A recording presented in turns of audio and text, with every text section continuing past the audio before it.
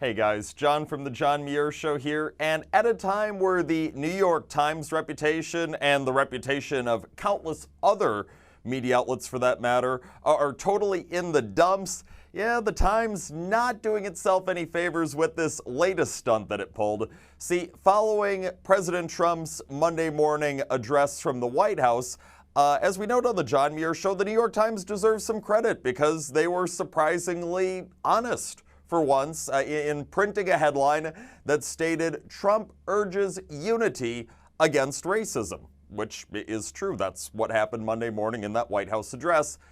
But not surprisingly, the honesty and the good, credible behavior of the New York Times, it didn't last very long, because you had a bunch of Democrats, a bunch of top Democrats, 2020 Democrats like Robert Francis O'Rourke and Cory Booker and Kirsten Gillibrand, the real new leader of the Democrat Party, Socialist Congresswoman Alexandria Ocasio-Cortez, all coming out and criticizing that New York Times headline.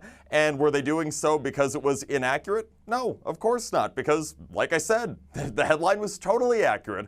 President Trump did denounce bigotry of all sorts, and President Trump urged all Americans to come together and join him in denouncing that bigotry. For anyone who watched that Monday morning announcement from the White House, that's exactly what happened. So no, the headline was totally accurate. That wasn't the problem that these Democrat politicians had with that headline in the Times. See, the real problem that Democrat politicians had with that New York Times headline is it directly countered this phony narrative that they've been trying to push ever since the weekend shootings that took place in Texas and Ohio. This phony narrative about how Trump's a racist and the shootings are the result of Trump's racism. I mean, they've been trying to spew that phony narrative, and now you've got traditionally a lefty newspaper coming out and totally countering that phony narrative, saying, no, look, here's Trump from the White House. Here's Trump calling for unity. Here's Trump denouncing racism,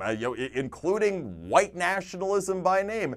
I mean, it totally ran against the Democrats' phony narrative. So for people like AOC and Cory Booker, they just couldn't have it. So they start complaining about this headline. And this right here is the point where the New York Times should have said, okay, you can complain all you want. We're not doing anything. We're sticking with the headline as we had published it, which it wouldn't have been hard to do. Like I said, the headline was totally accurate. There was nothing that factually needed changing in it, so it would have been real easy at this point for the New York Times to stick to its guns.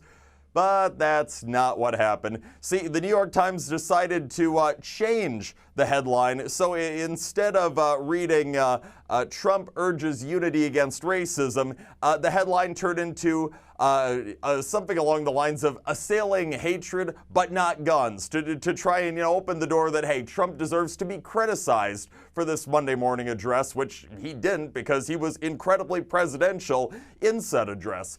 But, take a step back here for a second. Look what just happened. You had the New York Times, so one of the most recognizable newspapers in the United States of America.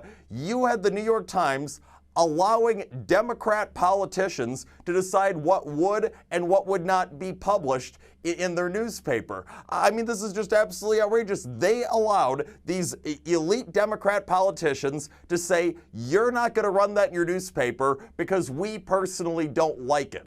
I mean, this is just absolutely absurd that the Times would go along with this, but they did, showing that they are nothing more than the propaganda arm of the Democrat Party. I mean, it's remarkable that this is the time that we're living in, where some of the biggest news publications, quote unquote, objective journalist news publications, are allowing politicians to dictate what is going to be included in this. Look, the New York Times has been called fake news over and over again, and with this latest stunt that they just pulled, look, all they did was confirm that fake news label is 100% accurate. And that's all the time that we have for today, but tune into the John Muir Show each and every weekday, 8:40 a.m. on WTAQ, 9 a.m. WSAU and WHBL. Till next time, I'm out.